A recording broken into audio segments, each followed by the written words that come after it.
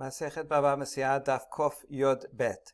We saw that according to our Mishnah, one has to pay on time also for rental of animals and vessels. And if one does not pay on time, then one violates both Pesukim from Vayikra and Devarim.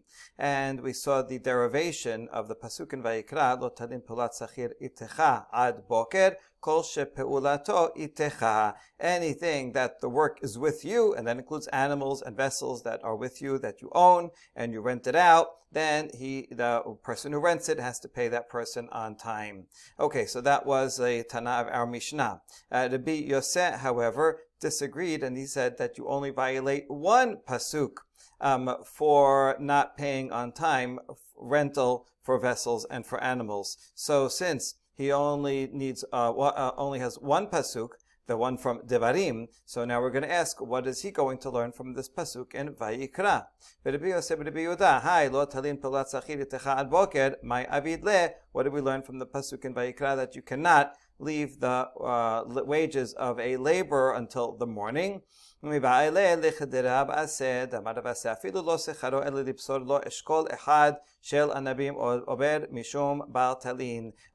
this to teach us what Rav Aseh says, that even if a worker only is hired to harvest one cluster of grapes, you might think, well, it's very little. How much is he going to get for one cluster of grapes? 10 cents? Nevertheless, you have to pay them on time for that also, right? It's absolute no matter what. V'idach, and so now those who argue against Rabbi Yosef, how are they going to learn this since they already used this pasuk for other things? And where are they going to learn this lesson? This is the pasuk in Devarim, right? That says here, do not withhold wages from a poor person. The next pasuk, give it to him that day, because he is relying on that for his life. If he's a poor person, anihu, so he probably needs those wages to pay for food for his own family, for that very day or for the next day. And if you withhold wages, then you're taking away his life. So we learn from this, those who argue against Rabbi Yosef learn from this that something that he gives his soul for, he's giving his time, his effort. He may even have to risk his life. If he has to climb up a tree to pick some fruit there, so he's doing it. And so no matter what, even if it's just a little bit, even just one cluster, you have to pay him. ואידך ההוא מבעלה לכדתניא ואליו הוא נושא את נפשו מפני מה עלה זה בכבש ונתלה באילן ומסר את עצמו למיתה לא על שכרו. Now Rabbi Yosef, what is he going to do with that pasuk of risking his life? He needs it for the following braita that learns from these words the reason why this law is so important. All right, because he relies on it for his soul, for his life. Why did this guy go up a ramp or go up on a tree and risk his life to do this work? Is it not for his wages? And so the least you can do is pay him on time, even if it's a little bit. He went and he worked hard for it, and he deserves to get paid. דבר אחר, ואליו הוא נושא את נפשו, כל הכובש שכר שכיר, כאילו נוטל נפשו ממנו. רב הונא ורב חיסדא, אחד אמר נפשו של גזלן, ואחד אמר נפשו של נגזל. Or another interpretation of this pasuk, again, focusing on it as a motivation, as a reason for why this is such an important mitzvah. So the pasuk says that his soul rests upon it, relies upon it. Anyone who withholds wages from a worker, it's as if he takes his soul from him. So now who is the him, right? Who's nafsho? Who's the pronoun referring to? And Peshat, it sounds like it's the worker, the poor person. He relies on this for his livelihood. However, there's a machloket between Rav Huna and Rav Chisda. One said it's actually the soul of the thief, and the other said it's the soul of the victim. Now, why would it be that of the thief himself, the boss who's not paying? Well, because he is not paying at risk of his own life, because, as the pasuk there actually says, that he will call out to God, right? So pay him on time so he doesn't call out to God, and you will incur guilt, meaning if you withhold a payment and he suffers because of it, so then the boss, will incur guilt, and so he's risking his life by not paying the worker. And the other opinion says, no, it's the worker who was stolen from, that he won't have wages to feed himself and his family. Manda manafsho shel gazlan dichtib al tigzol dal ki dalhu val tedake ani bashar uchtiv ki Hashem yariv rivam bekaba et kobahem nafish. So the opinion that says it's the robber, the boss, who is risking his life by not paying, he can learn this from Mishle 22. It says, do not rob from the weak because he is weak. Maybe that would be an excuse. He'll say, oh, I could rob from him, he's weak, or it could be take special care not to rob from the weak because he is weak and it really will affect him. And don't crush the poor in the gate. And right after this says, because Hashem will plead their cause and spoil the soul of those who spoil them. And so this means that if one does that to someone else, then the robber will be the one in trouble. And nafish is referring to the soul of the robber that will be in danger. And the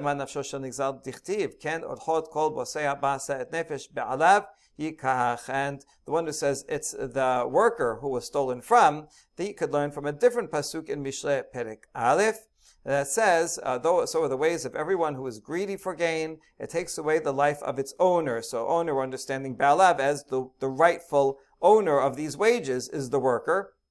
And if the worker doesn't get what is coming to him, which is really his own money that he deserves to get paid, then he will lose his life because he won't have that livelihood. Now we ask the other way around. The opinion that says it's the life of the boss that's at risk. What is he going to do with this pasuk from Mishle Aleph that says the soul of the owner of the money, the rightful owner, that his soul is in trouble? So that's the worker, isn't it? No, Ba'alav dehashta, whoever is in possession of it now, and that's the boss who is holding the wages, withholding, and so he is in possession, although he's not supposed to. He's supposed to be giving it, but right now he's the Ba'alav, and so his soul will be taken. V'idach nameha keti v'kaba et kobahem nafesh, matam kamar matam kaba et kobahem mishum denatlu nefesh. And the opinion that says that it's the life of the worker that's at risk, what is he going to do with this pasuk that says Hashem will spoil the soul of those who spoil them, which sounds like it's the boss that's at risk? Oh, he says that this is giving an explanation, a reason. Why is the life of the boss at risk? Because he took the life of the worker. So first, it's the worker's life that's at risk because he won't have food to eat. And now, because the boss withheld money and caused a potential death to the worker, so the boss will suffer the same fate. Okay, back to the Mishnah.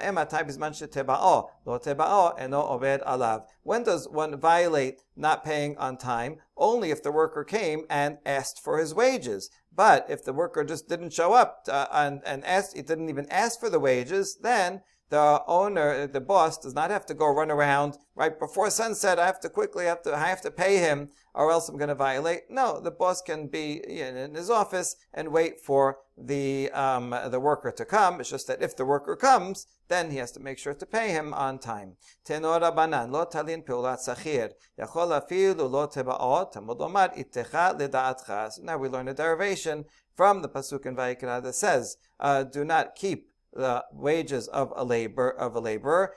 Can it be that you would violate even if the worker did not ask to get paid? That's why it says ittecha. Ittecha, with you, means with your knowledge. That with your knowledge and consent he asked you and you didn't pay, that's when you violate. But if he didn't ask for money yet, then you don't violate. What if the boss doesn't have any money? He's out. Maybe the market day didn't come yet, whatever. He doesn't have any cash on hand. He doesn't even have anything to sell to pay him. Does the boss violate? And the answer is no, because it says itecha, when you, the boss, has money to pay and you don't, and you withhold it. That's when he violates. But if the boss can't pay, then it's not a violation. יכול אפילו המחהו אצל חנווני ואצל שולחני תלמוד לומר איתך ולא שהמחהו אצל חנווני ואצל שולחני. What if the boss made a deal with him that he's transferring the obligation to pay to a storekeeper, to a money changer, and then the storekeeper or money changer doesn't pay on time? Is the boss then responsible? And the answer is no, because it says itecha, with you, and not if he transferred it to someone else. Since he transferred the debt, the obligation to someone else, now it's their responsibility and no longer the responsibility of the boss who hired them. The Mishnah further teaches that if he transferred the obligation to pay to a storekeeper or money changer, then and the worker doesn't get paid on time, the boss does not violate. But here's the question. If the storekeeper didn't pay on time, can the worker then go back to the boss and say, hey, we made this deal that the storekeeper is going to pay me, but they're not paying me, so now I'm coming back to you? Can he do that? Rav Sheshat Amar eno chozer, Abba Amar chozer. Rav Sheshat says no, he can't. Once it's transferred, that's it, it's transferred. The obligation is upon the storekeeper. Go and take him to court. It's not my problem anymore. But Abba says no. Ultimately, the boss has to pay. It was convenient for both of them to use the storekeeper, but if the storekeeper doesn't fulfill his responsibility, then it goes back to the boss. Amar Rabba, mina amina la midekatane, eno obed alav mi'avad hu, de la avad ha mihadar hadar. Rabba says, how do I know this? From the language of the Mishnah that says the boss does not violate. Okay, he does not violate the prohibition of not paying on time, but that's it. Just because he doesn't violate doesn't mean that he's not still responsible. He doesn't violate, but he does get the responsibility back, and the worker can go back to the boss and say, storekeeper didn't pay me, now you have to pay me. But Rav Sheshat Amar Mai eno oved eno betorat la'avor. Rav Sheshat says, no, I understand the words of the Mishnah differently. Doesn't transgress means he's not within the category of transgressing because he doesn't have an obligation to pay at all, right? I transferred this obligation to someone else. Now it's theirs permanently. Go sue the storekeeper to get your money. Be'o mine me Rav Sheshat. Kabelanut over alab mishum bartalin or en over mishum bartalin. Okay, now so far been talking about like a day laborer, someone that works by the hour. But what about a contractor? I take my suit and I give it to a tailor and I say, here, can you fix this? And then it's fixed. Do I have to pay them on time or not? So if I don't pay them on time on the day that it's done, do I violate not paying? Or does not apply to a contractor? So this question will depend on the next one. Uman kone b'shebach kli v'alva'ahi, and uman kone b'shebach kli uschiruti. Does a craftsman acquire a part of the vessel, the enhancement that he had, that he made for it? He was worth a certain amount before when it was broken or dirty, and now the craftsman is fixing it, or if he's a launderer, making it clean. And so now that extra enhancement is actually owned by the contractor, by the craftsman, and therefore, since he owns that, when the actual owner of that garment comes to pick it up, he actually has to buy the vessel back from the craftsman, from the tailor in this case. And so therefore, it's actually like a loan. A loan, if you pay a loan late, you don't violate Baltalin. Baltalin is only for paying the wages of a day laborer, and so that would be one option. So if we consider the tailor as if he actually bought that value, part of the value of the suit, then there would not be, Baltalin would not apply. Or do we say that a craftsman does not acquire any part of it, but rather this is simply like wages. You're paying the tailor for the time, the effort, and therefore, as soon as the item is ready, the owner has to go and pay him on that day. Amar lehu Rav Sheshat over. Rav Sheshat's answer was, yes, one does have to pay the tailor on time, and if he pays him a day later, then he does violate. We question Vatanya eno oved. We have a baraita that says he does not violate it. So why is he saying why are you saying you violate? Hatam shemcha esel chenvani ve'esel shulchani. No, that was talking about a case where he transferred the payment to the storekeeper or the money changer, and the storekeeper that didn't pay on time, and so that's why the owner of the garment here does not violate, because he told the tailor, listen, you're going to get paid by the money changer. But if he was paying himself, then he would in fact have to pay on time and would violate if he didn't. Now, instead of questioning, let's try to bring a proof for Rav Sheshat that he does violate if he doesn't pay the tailor on time. הנותן טליתו לאומן, גמרא והודיעו אפילו מכאן ועד 10 ימים, אינו עובר משום בעל טלין, נתנה לו בחצי היום, מי ששקע עליו חמה, עובר משום בעל טלין. The Braita teaches that if someone gives a garment to a craftsman to fix it and he finished, and he let him know, the tailor said, your item is ready, come pick it up. Even if he waits 10 days or more, and he doesn't pick it up and doesn't pay, the owner of the garment does not violate Baal Talin, because the craftsman still has the item, so he's not obligated to pay while the craftsman is still holding the item. So that's no problem. But the proof is from the second part. If the tailor comes and drops it off to the owner in the middle of a certain day, then the owner has to pay for the work on that day before the sun sets. Once the sun sets, the owner will violate Baal Talin. And if you say that the tailor gains ownership of the item, then even if he drops it off, okay, you owe the money. So that means you owe it like a loan, right? Because you have to pay for that amount of the enhancement, but that's not wages, and you wouldn't violate. So from the fact that the sefa of this baraita says that one violates in this case, that is a proof for Rav Sheshat. Amar Rav Mari bered Rav Kana begarda de sarbela. Rav Mari, the son of Rav Kana, this is not necessarily proof. It could be talking about someone who's laundering a thick garment, where it's not going to benefit, because when you're laundering a thick garment, you step on it and smash it, and it actually weakens the garment, which is true. Whenever you wash something, it also weakens it, and so is actually not benefiting. So you can't talk about the shevach kli in this case. So then we ask, well, why do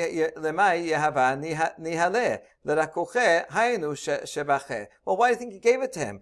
Why would you pay someone to make something worse? Obviously, he gave it to him to soften it, but softening it is its enhancement. He wants it laundered, and he wants it to be softer, even though that's true. It is wearing it away, and then, you wash it so many times, it's going to start getting holes in it. But for him, that this is a benefit. The benefit is better than the loss that it's going to wear away a little. He's happy that it's clean and soft. So therefore, it is in fact an enhancement. Where this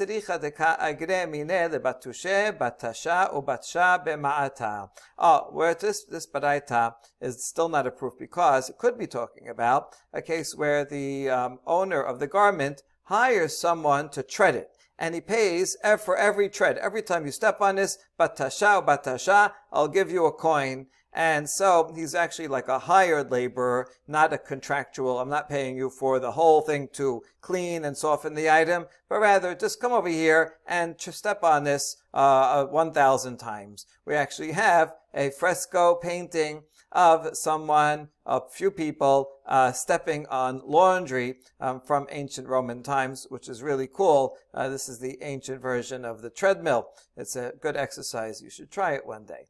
Okay, and now we get to the next part of the Mishnah. Sachir bizmano nishba venotel. If there's a dispute between the worker and the boss, and the worker says, you didn't pay me, and the boss says, I did pay you, then it depends. If we're still within the time when the worker needs the worker should get paid, in other words, let's say the next night after he worked all day, then the worker can swear that he didn't get paid and collect his salary. However, once it's past the time, it's already the next day, then he cannot do so. That's what the Mishnah taught.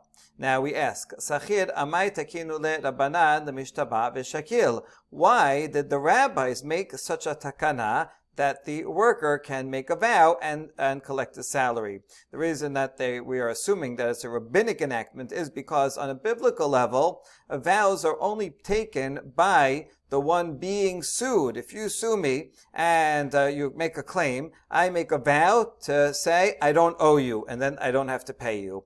That is the typical case of a biblical oath. I make a vow and don't pay. But here, the person is making a vow and getting paid and extracting money. So this is a rabbinic enactment. And so what is the reason for the rabbinic enactment? From a biblical point of view, if there's a dispute like this, it should be the boss that makes a vow that I paid you already, and then he won't have to pay again. So before we get to the answer, Rav Yehuda says in the name of Shemuel that we have in this situation very important halachot that we learned over here. We question the verbiage of Rav Yehuda's statement in the name of Shemuel. These are not halachot, which implies they're oral traditions, but rather these are rabbinic ordinances. So why calling them halachot? Okay, we'll fix it. Shemuel actually said there are great ordinances that the rabbis taught here. And then we ask, gedolot, mikladika ketanot, these are great ones. That means there are ones that are not important. There are important ones and not important ordinances that the rabbis made. Well, you can't evaluate them like that. So rather, Rav Nachman, also a student of Shemuel, says, no, I heard it differently, that the rabbis made fixed ordinances that are necessary for life, and that's what this is. There are lots of different types of ordinances the rabbis made, but this one is one that is long-lasting and essential for basic livelihood. How so? Shavua de Baal Habaiti v'akaru harabanan l'shua de Baal Habayit v'shadua sachir mishum kedei chayav de sachir. Really, from the biblical level, the boss should be taking the vow. I paid you already. I don't have to pay you any further. However, the rabbis uprooted that biblical vow on the boss and put it on the worker, and said, worker, you make a vow that you didn't get paid, and then you can extract money. And the rabbis did this for the livelihood of the worker. He needs this money to live, and that's so important that he get paid on time, and he get paid at all. Mishum kedei chayav de sachir mafsedana le lebal habayit. Now we ask, I understand this is a great value that workers should get paid, but just because you're interested in that value, are you going to make the employer lose out unfairly? Because this is not fair that the employer shouldn't have a ability to swear and not pay, and you're giving all the benefit to the employee to swear and collect money. And the answer is, Baal habayit kufeh nichale de mishteba sachir v'shakil ki hechi delitageru le po'alim. Actually, go ask the boss. He himself would be happy with this takana, and to make the employee make the vow and collect money. Why? Because he doesn't want to have a bad reputation, because he needs to hire people in the future. What will happen if the boss makes a vow, oh, I paid him already, I'm not paying him? Then word will get out that he did that, and the next day when he wants to hire workers, everybody will say, all the workers will say, that guy, he made a vow yesterday and didn't pay his worker. Oh, we don't want to work for him. And then he'll have a hard time finding workers. So the boss would actually prefer this takana. So it is in the interest of the employer as well. But now we ask the question, we flip that reasoning around. Well, then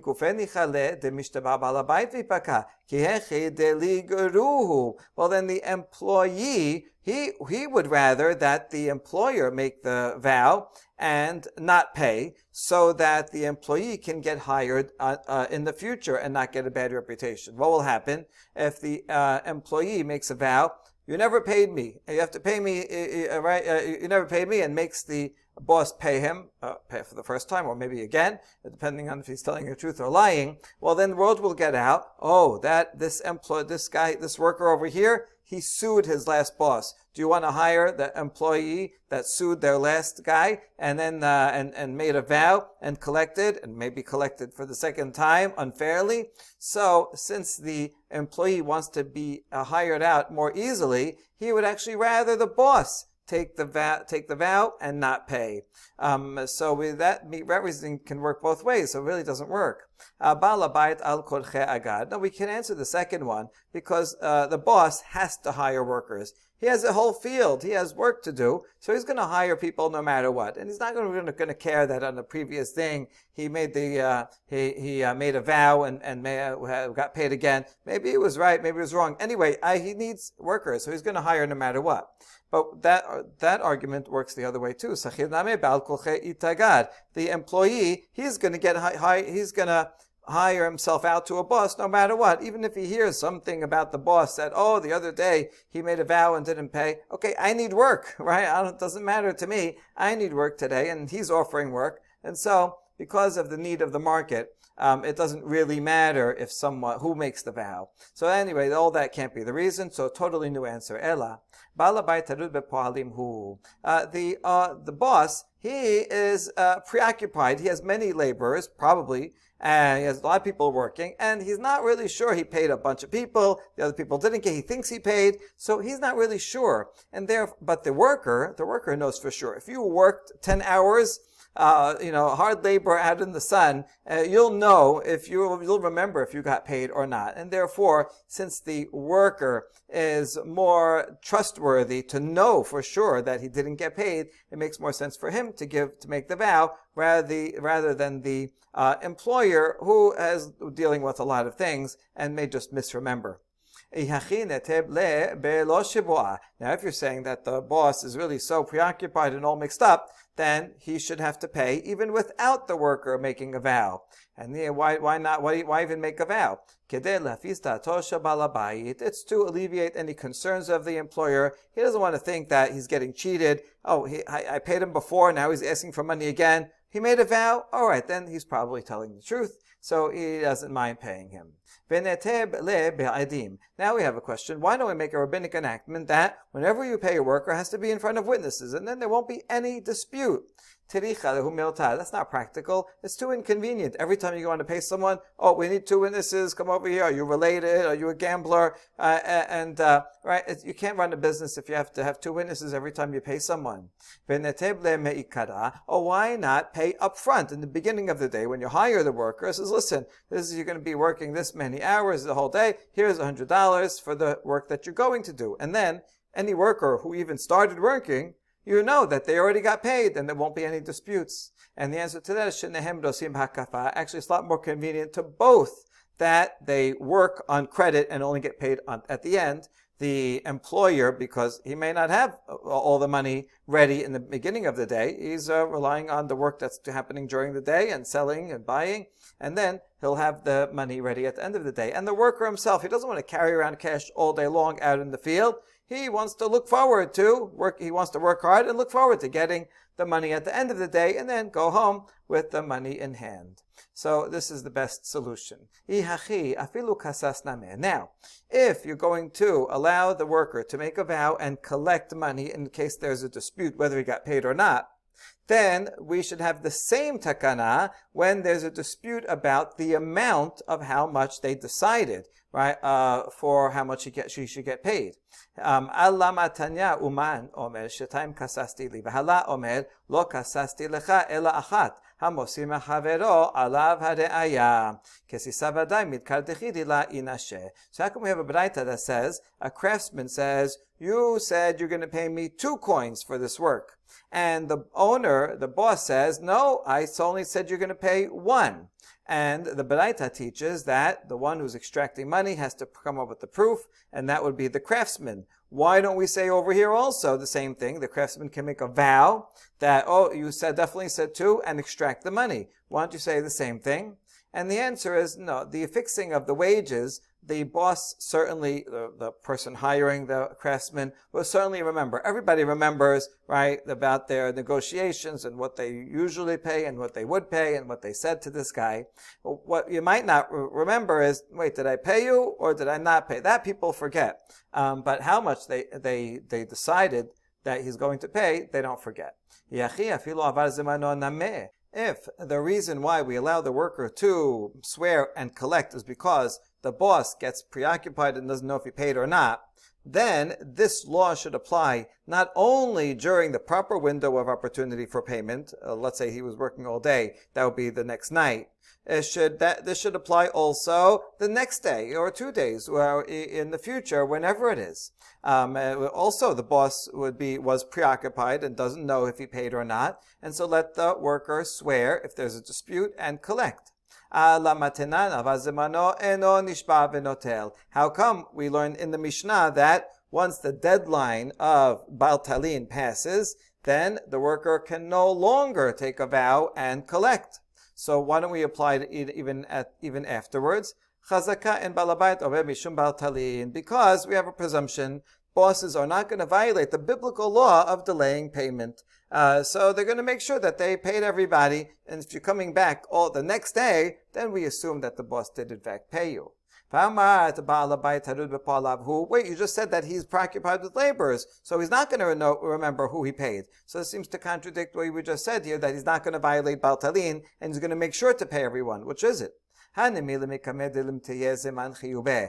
he is preoccupied and doesn't know who he paid. That's only before the deadline. So let's say he had a lot of workers working during the day, and now he has all night that he's going to pay people. So during the beginning of that night, he doesn't remember, did he pay this person or that person? So there it makes sense that he may not have paid this person, and that worker can make a vow and collect. But